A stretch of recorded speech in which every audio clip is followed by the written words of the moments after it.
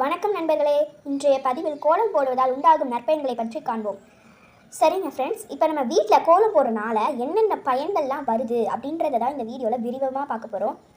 So இப்போ நீங்கள் கோலம் போடுறதால நம்ம முன்னோர் காலத்தில் கோலம் மாவை வச்சு போட மாட்டோம், அரிசி மாவை வச்சு தான் போடுவோம். இதை ஏன் அப்படி போடுறோன்னா, இப்போ மனிதர்கள் பண்டைய காலங்களெல்லாம் குகைகள் அந்த மாதிரி இடத்துல வாழ்ந்துட்டு வந்திருந்தாங்க.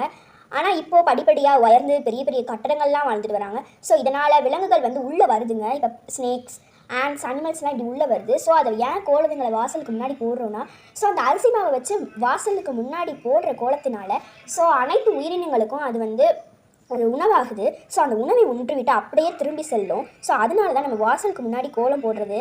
ஸோ இப்போ நம்ம என்ன கோலப்பொடியை வச்சு கோலம் போடுறோம். ஸோ அதனால என்னென்ன நற்பயன்கள் உண்டாகுதுன்னு பார்க்கலாம் இந்த வீடியோவில். ஸோ இப்போ இந்த காலத்தில் நம்ம ஒரு கல் அரைச்சி அந்த பொடியை எடுத்து தான் நம்ம கோலம் போடுறதுனால ஸோ நம்மளுக்கு நிறையா பயன்கள் கிடைக்குது. இப்போ அதிகாலையில் எழுந்துச்சு கோலம் போடுறதுனால நம்மளுக்கு சுத்தமான காற்றை நம்ம சுவாசிக்க முடியுது. அது மட்டும் இல்லாமல் நம்ம குனிஞ்சு கோலம் போடுறதுனால நம்மளுக்கு உடல் பயிற்சி செஞ்ச மாதிரியும் இருக்குது ஃப்ரெண்ட்ஸ். அது மட்டுமே நம்ம ஒரு புள்ளியிலேருந்து இன்னொரு புள்ளி இணைக்கும் போது அந்த சிந்தனை, அதாவது அந்த மனசு அந்த கோலத்தை விட்டு வெளியே போகாமல் தடுத்து ஒருநிலைப்படுத்துது ஃப்ரெண்ட்ஸ். இது மட்டும் இல்லை, இன்னும் நிறையா இருக்குது, பார்ப்போம். அதே மாதிரி இப்போ நீங்கள் ரங்கோலி வரைகிறீங்கன்றா அதை வரைஞ்சி நல்லா வரைஞ்சிங்கன்னா இதனால் உங்களுக்கு ஓவியத்திறன் இருக்குது அப்படின்னு நீங்கள் இதனால் புரிஞ்சுக்கலாம். நெக்ஸ்ட்டு ஃப்ரெண்ட்ஸ், இப்போ நம்ம வாசலில் இப்போ நம்ம படி இருக்குல்ல, படிகளில் குறுக்கு கோடுகள் போடுவேனா லட்சுமி நம்ம வீட்டுக்குள்ளே வரமாட்டாங்கன்னு இந்த புக்கில் எழுதியிருக்கு. அதுக்கப்புறமா நம்ம நேர்கோடுகள், இந்த மாதிரி நேர்கோடுகள் போடுவதனால லட்சுமி கரசரம், தெய்வ கரசரம் எல்லாருமே நம்ம வீட்டுக்குள்ளே வருவாங்க, நம்ம வரவேற்கக்கூடியான கோடு இது அப்படின்னு சொல்கிறாங்க.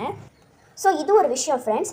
அதுக்கப்புறமா அமாவாசை நாட்களில் கோலம் போட மாட்டாங்க. ஏன் போட மாட்டாங்கன்னு இந்த நாட்கள் இப்போ நான் உங்ககிட்ட சொல்கிறேன் ஃப்ரெண்ட்ஸ். ஏன் கோலம் போட மாட்டாங்கன்னா, இறந்தவர்களுக்கு திதி நாட்கள் தருங்க ஃப்ரெண்ட்ஸ். கோலம் போடுவதனால அவங்க வீட்டுக்குள்ளே வரதை தடுக்கும். அதே மாதிரி தான் நான் ஃபஸ்ட்டு ஸ்டார்டிங்கில் உங்களுக்கு என்ன சொன்னேன், ஏதாச்சும் அனிமல்ஸ்லாம் அவங்க வீட்டுக்குள்ளே வராமல் தடுக்கிறதுக்கு அந்த கோலம் போட்டுருவாங்கன்னு.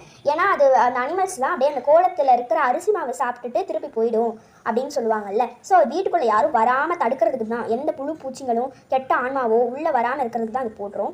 ஸோ இந்த மாதிரி திதி நாட்கள், அமாவாசை அன்னைக்கு நம்ம கோலம் போட மாட்டோம். ஏன்னா இப்போ நான் சொல்கிற ரீசன்னால தான், இறந்தவர்களுக்கு அது திதி நாள் ஃப்ரெண்ட்ஸ்.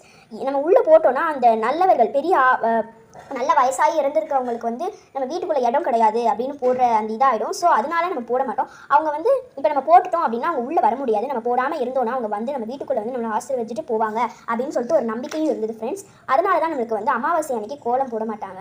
ஸோ அவள் தான் ஃப்ரெண்ட்ஸ் இன்னைக்கு உண்டான ஃபேக்ட். இந்த வீடியோ பிடிச்சிருந்தா லைக் பண்ணுங்கள், ஷேர் பண்ணுங்கள், கமெண்ட் பண்ணுங்கள், சப்ஸ்கிரைப் பண்ணுங்கள். தேங்க்யூ ஃபார் வாட்சிங் the video friends. Bye. Next வீடியோவில் சந்திப்போம்.